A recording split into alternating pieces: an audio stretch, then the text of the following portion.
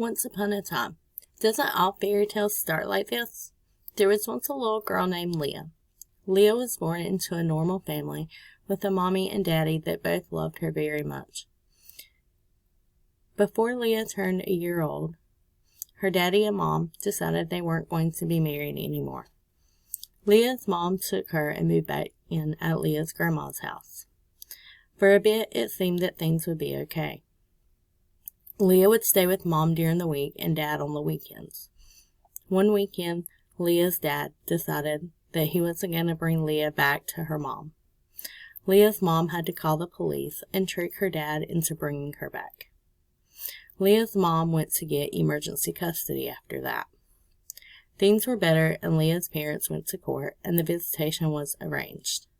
Leah's daddy got tired of the hassle and finally stopped picking her up. Leah's mom got pregnant by another guy during all of this. One day in July, Leah's mom was getting ready to take Leah to the doctor, and her boyfriend was watching Leah and there was an accident. Leah starts crying and holding her hand.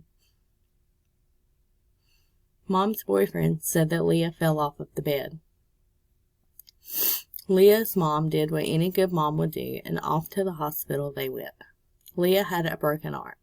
The hospital informed Leah's mom that they would have to report the injury to social services. The next day, Leah's mom was at work, and the lady from social services came to talk to her. The lady informed Leah's mom that they were taking Leah into protective custody because of the injury. Leah's mom was to report to social services and speak with the representative there to see what would happen next. Leah was placed into protective custody with an undisclosed family. Leah's mom began the fight to get her placed with some family. After a few weeks, Leah was placed with her mom's brother and his wife and their kids. Leah's father stopped making any contact. Leah found her first friend in life there, her cousin Gavin. He was about 9 months older than Leah. In the next few months, Leah's mom was allowed to visit her on any schedule that worked for her brother's family. Leah's mom had a new boy, baby boy Ethan, while Leah was still living at her aunt and uncle's. Not long after Ethan was born, Leah's mom and Ethan's dad parted ways. The visits continued, and the court dates came around each month. Leah's mom was told by a lot of people that she would never get Leah back, that once a kid gets into protective custody, it's hard for the biological parents to get them back. Leah's mom continued to do everything the court asked her to. Finally, in December, Leah's mom got her back just in time for Christmas. Leah's mom kept working hard, and by spring, she was able to afford to move into low-income housing on her own with her kids, Leah and Ethan. Leah's mom worked 2 jobs to try to support her family, changing jobs often in order just to make a bit more money. They only stayed in the low-income housing for about 6 months before Leah's mom was able to rent a trailer from some family. Leah and her brother Ethan would start to become best friends. Ethan was Leah's second best friend in life. One day, Leah's dad decides he wants to start seeing her again. So Leah's about 3 at this point, so she doesn't remember him at all. So slowly Leah becomes comfortable with her dad. She eventually starts going places with him, and then stays with him overnight on the weekends again sometimes. Leah's mom spends the next several years learning how to be a single parent, bouncing from job to job, doing anything from waitressing to being a grocery store clerk to stay on her feet. She balances all of this while Leah starts taking dance, playing soccer, and then softball, and Ethan starts taking t-ball. Leah's mom dates a few guys and even gets engaged twice, but nothing works out. Leah's mom stays a single mom. Leah's mom finally gets a good job and starts working for a good company. She starts out working as a regular employee. Within a few months, she becomes a supervisor. Later on, she moves into the office and becomes a manager. Leah's mom is determined that being a single mom won't keep her from giving Leah and Ethan the opportunities they deserve.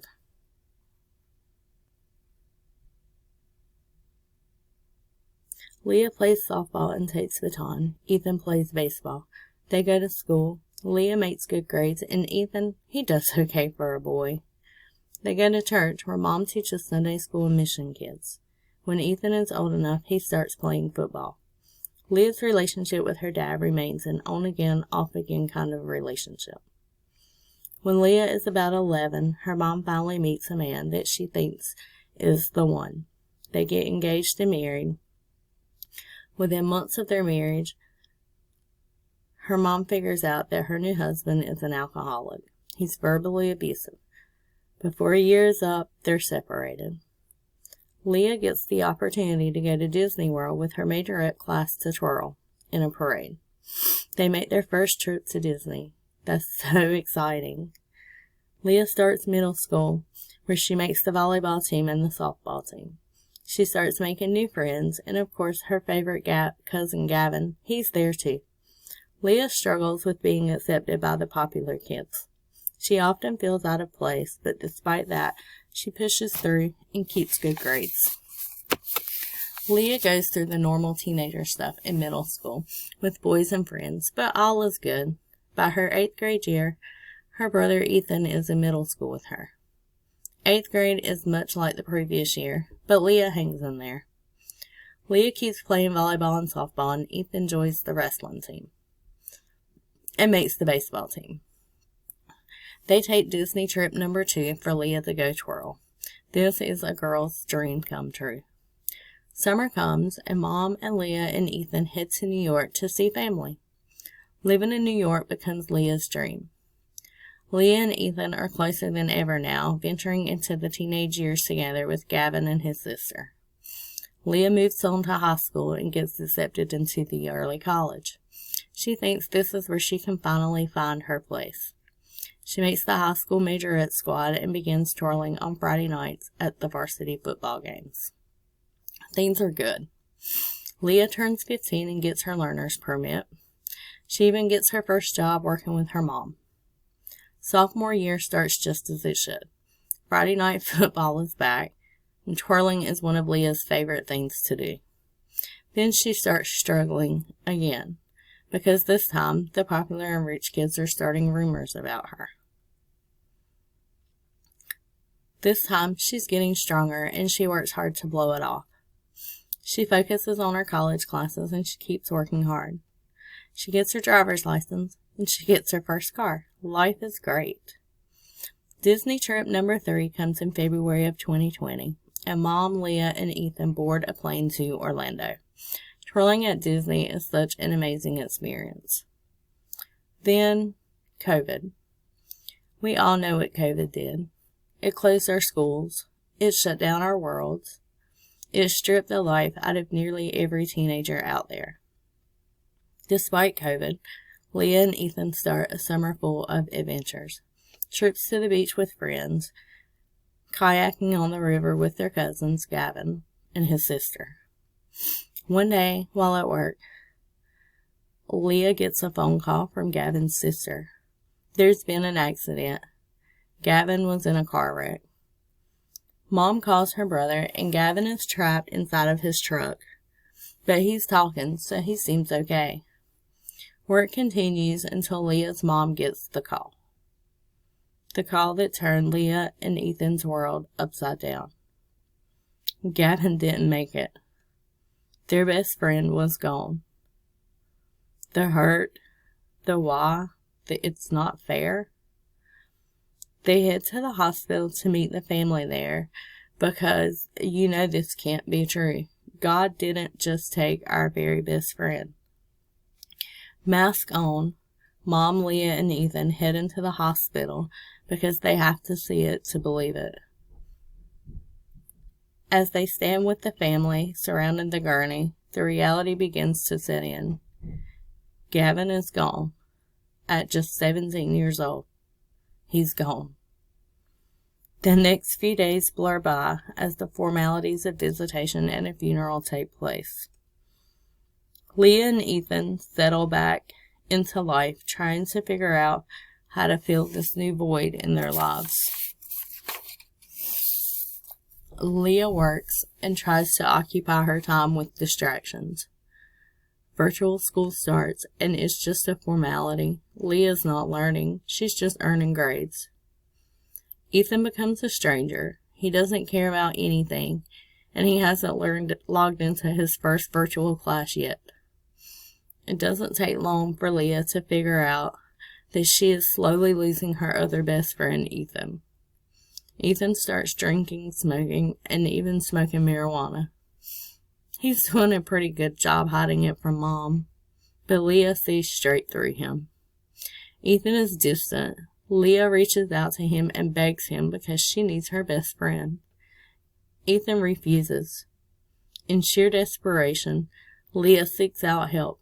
She talks to a family friend that's a cop, and he agrees to come by.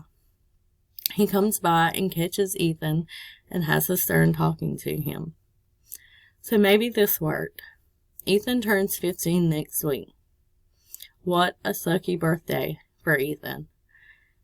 I can't even get my permit because of stupid COVID, and I haven't been able to take driver's ed.